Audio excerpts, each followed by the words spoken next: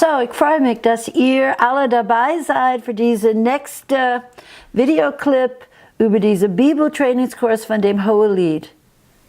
Und ich freue mich, dass ihr da seid. Ich freue mich auch für die ganze Feedback, die ich bekomme, und will auch sagen, wenn jemand mir ein E-Mail schreiben möchte oder irgendeine Feedback über diesen Bibelkurs, natürlich, das wird mich ermutigen, weiterzugehen, weil das ist doch ermutigend, wenn man hört und glaubt, dass was man sagt dir hilft, bestätigt, etwas klar geworden ist, ihr habt mehr von Gott, und was immer das ist, das freut mich.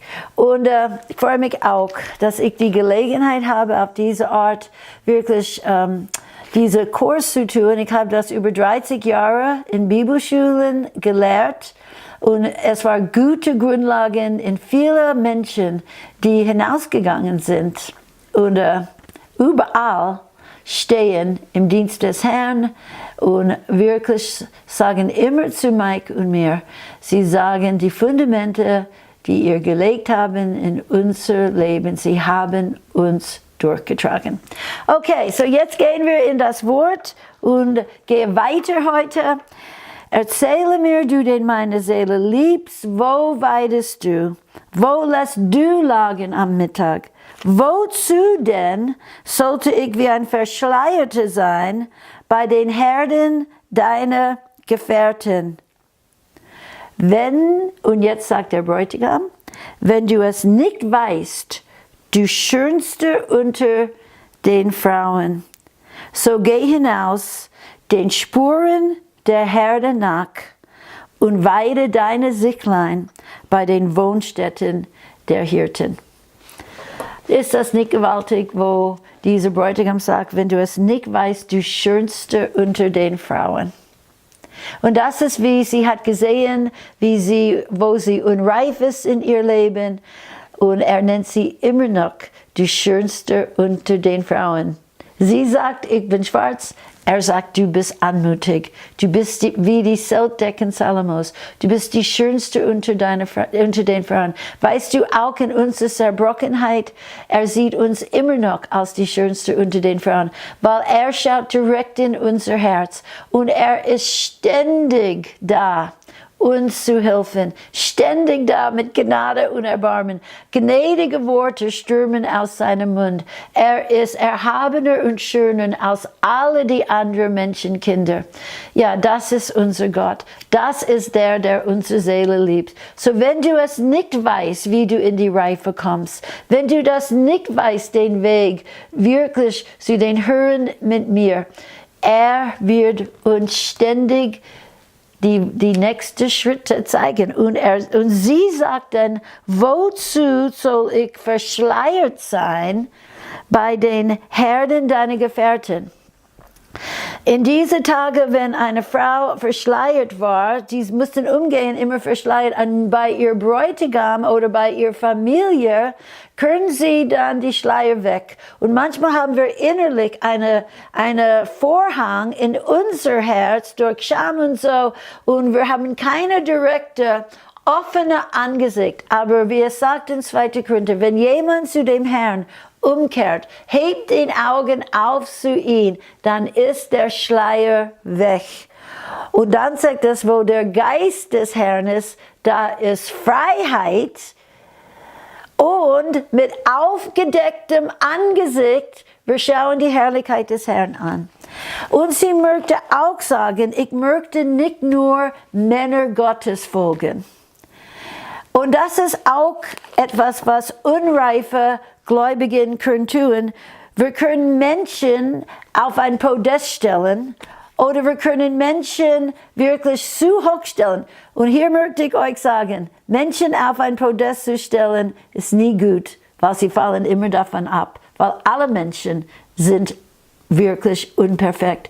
Und der Ziel von geistlichen Diensten ist nicht, dass Menschen zu uns gezogen sind, sondern dass Menschen zu Christus vereint sind, zu Christus wachsen, zu dem Haupt wachsen. Und Paulus sagt hier, ihr sagt, Ihr seid noch fleischlich, denn der eine sagt, ich bin des Paulus, der andere aber, ich bin des Apollos.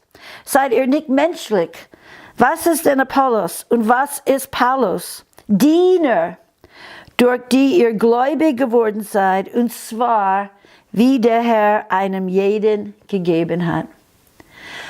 Wir sollen Menschen ehren, wir sollen Menschen dankbar sein für ihre Werke, aber wir sollen nicht gezogen zu Menschen. Wir sollen nicht Menschen sagen, ich bin auf dieses, es ist keine Parteifraktion, es ist keine, Menschen sind nicht Leiter von Parteien. Wir müssen nicht aussuchen, welche wir wollen, weil Paulus geht weiter, er sagt, so rühme sich denn niemand im Blick auf Menschen. Denn alles ist euer. Es sei Paulus oder Apollos oder Kephas, es sei Welt oder Leben oder Tod oder Gegenwärtiges oder Zukünftiges, alles ist euer. Und ihr seid Christi, Christus aber ist Gottes. Die ganze Leib Christi gehört dir. Die ganze Wahrheiten. Jeder Diener Gottes hat nur ein Puzzlestück. Von die ganze Offenbarung, nicht eine Diener Gottes hat alles. Und die Menschen, die offen sind zu den Leib Christi, die kriegen eine Sicht so groß mit der ganzen Puzzlestücke und eine Blick über Gott, ein Großbild, die gewaltig ist. Ich hatte das Vorrecht, seit ich bekehrt bin, unter so vielen Männer und Frauen Gottes, die alle viel älter waren als ich, die viele waren in Bewegungen, Erweckungen Gottes. Die haben das von anderen Männern und Frauen bekommen. Sie haben Schätze, die haben Salbungen. Und bis heute, ich empfange von verschiedenen Leuten, aber ich bin nicht so ein Fan von einem Mensch. Die sind Diener Gottes. Paulus hat auch gesagt, eine sät, einer gibt Wasser, aber Gott gibt der Wachstum. So, wir sind dankbar zu Menschen, wir sollen ehren Menschen. Ich liebe den Leib Christi, ich liebe Gottes Diener, ich schätze sie, ich weiß, sie bezahlen einen Preis, ich weiß, sie haben Salbungen, Gaben, Geschenke von Gott und eigentlich, ich bin offen. Weil ich möchte eine riesige Perspektive und Blick von Gott haben, von jeder Seite. So, sie sagt, ich will keine Verschleierte sein, die nur Menschen folgen. Ich will keine Verschleierte sein, die meine ganze Wahrheit nur durch Menschen. Wo bist du? Und so dann sagt er so, geh hinaus, die Füßen der Herde nach. Und das bedeutet für mich, Gott möchte, dass wir Vorbilder haben. Gott möchte, dass wir Menschen, die gleich wie wir sind, die in ihrer Generation Spuren hinterlassen haben. Fußstapfen, die Spuren gelassen hat. Wie sind sie ihr Wettlauf gelaufen? Wie haben sie Gott gedient in ihrer Generation? Welche Lektionen haben sie gelernt? Welche Hindernisse haben sie überwunden? Welche Tests haben sie bestanden? Und was war der Weg zu ihrem Erfolg? Wie haben sie Verheißungen erlangt? Was waren die Schritte? Hey, Gott, Menschen lassen Schritte. Die Bibel sagt auch im Hebräerbrief sehr oft, dass wir sind umgeben von einer großen Wolke der Zeugen um uns. Die sind die Glaubenshelden von gestern und heute. Und das sind die Menschen, die schon vor uns gegangen sind, gestorben und leben in die Gegenwart Gottes. Sie umgeben uns wie Wolken, sie feuern uns an, sie haben immer noch Feuer in ihr Knochen. Und wenn du das Leben dieser Leute studierst, schau, was sie gemacht haben. Schau an ihr Schwachen. Schau, wie sie geformt wurden. Schau die ganze lange Zeit der Vorbereitung. Sie feuern dich an, gebt nicht auf. Sie haben Salbungen, Offenbarungen empfangen. So, er hat gesagt, wenn wir nicht wissen, wir sollen Menschen nicht auf ein Podest, aber Menschen können uns wirklich Wege zeigen. Die guten Wege, die bewährten Wege der Vorzeit. Und so, um uns herum, über die Jahrtausende übergreifende Stafettenlauf, haben viele Menschen schon ihr Lauf gelaufen und die Stafette zu die nächste Generation gegeben, dann die nächste Generation zu geben. Und weißt du, sie werden nicht vollkommen gemacht ohne uns, weil wir alle gewinnen zusammen und wir alle werden die Auferstehungsleib, die verherrlichte Leib zusammen bekommen. So, sie feuern uns an, sie warten, sie sind auch da. Was immer sie machen, sie sind Zeugen von ihrer Generation. Eine Generation gibt den anderen Generation kund über die Gnade und die gewaltigen Werke des Herrn. Okay, wo findest du diese Menschen? Viele von diesen Menschen findest du in der Bibel. Und ich möchte dich sagen, du kannst unglaubliche Freundschaften machen mit Menschen in der Bibel. Ich bin so geprägt in meinem Leben von bestimmten Menschen. Und wenn du ihr Leben studierst, dass du hast ähnliche Salbungen. Du kriegst von den Salbungen in ihr Leben eine Kraft. Ich möchte auch sagen, als ich 17 Jahre alt war, habe ich die Schule in Amerika beendet. Jeder beendet das um 17, 12. Klasse. Und ich wusste nicht, was ich wirklich, wofür ich leben wollte. Und ich hatte einen Job in New York City und ich wohnte in New Jersey. Ich musste jeden Tag 1 Stunde hin und 1 Stunde her auf einen Zug. Ich habe immer ein Buch von meiner Mutters Buchregal genommen. Ich habe versucht. Und ich hatte auch sogar eine ganz kleine, süße Bibel als Abschluss geschenkt bekommen in der Gemeinde. Ich war damals ich habe nicht gelaufen mit Gott. Und ich nahm ein Buch von meiner Mutter, ein kleines Heft, und das heißt, wozu diese Verschwendung von Watchman Nee. Es war ganz klein. Und als ich das las, mein Herz ist aufgewacht. Und ich habe gesagt, diese Art von christlichem Leben habe ich in keiner Christ, die ich weiß, gesehen.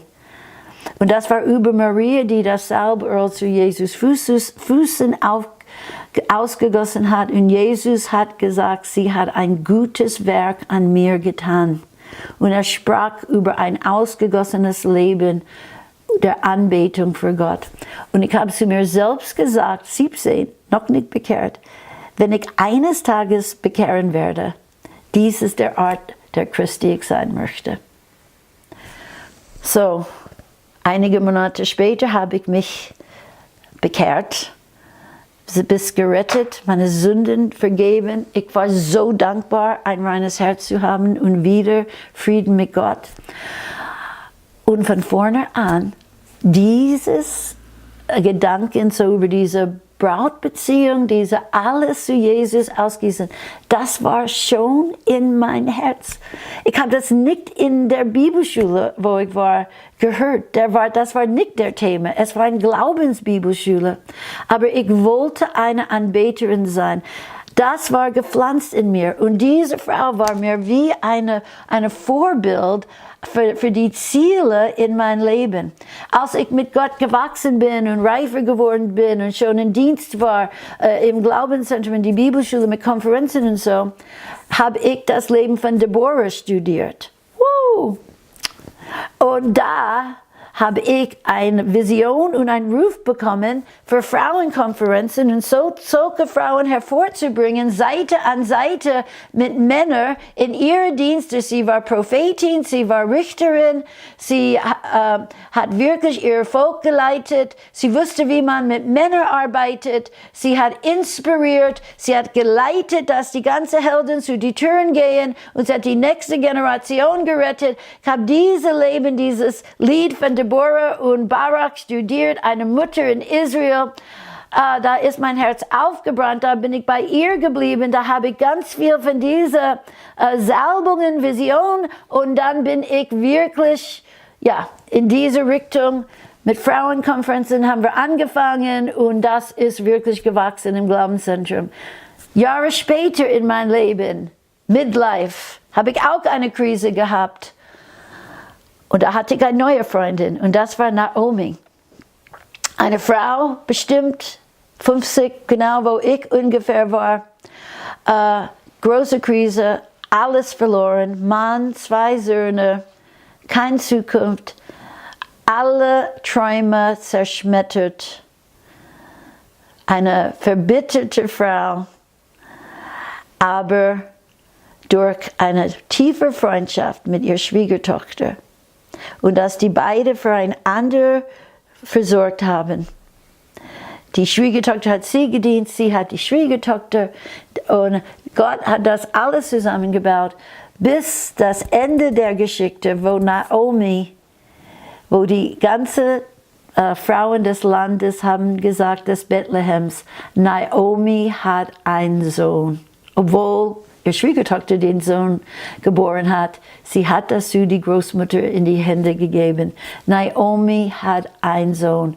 Ihr alter Träume war nicht erweckt, aber sie hat einen neuen Traum.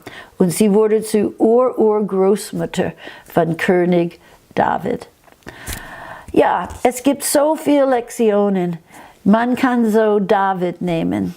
Es ist eine lange Strecke, wie Saul nicht die Kleid fassen wollte, die Gesalbte des Herrn. Und wie Gott ihn durch diese schwere Zeit geformt hat, bis die Zeit kam, dass er König wurde. Oh. Und dann natürlich Josef und natürlich Moses und Kaleb und Josua. Und ganz ehrlich, einer, von dem ich heute sehr viel bleibe drin, ist Abraham und Sarah. 100 Jahre alt und 90.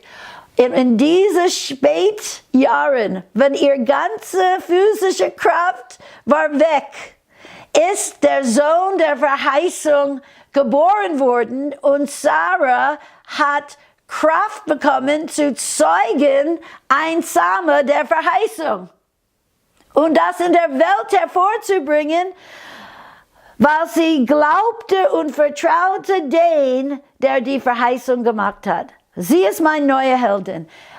Ich kann sprechen und sprechen von Menschen, die mein Leben etwas gegeben haben.